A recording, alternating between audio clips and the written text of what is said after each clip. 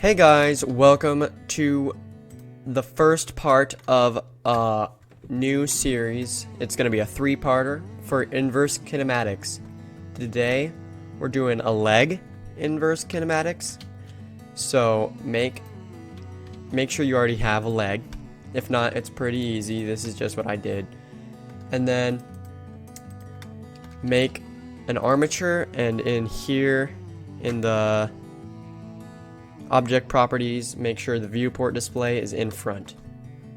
And then in edit mode,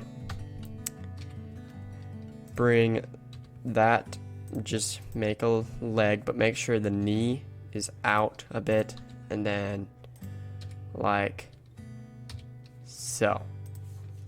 And then name everything. So this is the foot,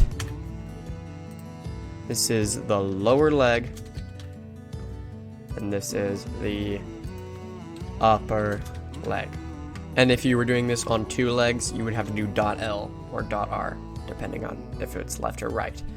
So then on the foot and knee, do that, and take off relation and undo deform for both of them. And bring this one out. Now in pose mode, get the lower leg, and in the bone constraints, do inverse kinematics. Oh, make sure this one is target, and this one is pull.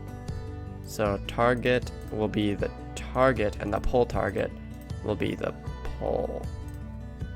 And then chain length 2, and the pull angle for mine would be -90.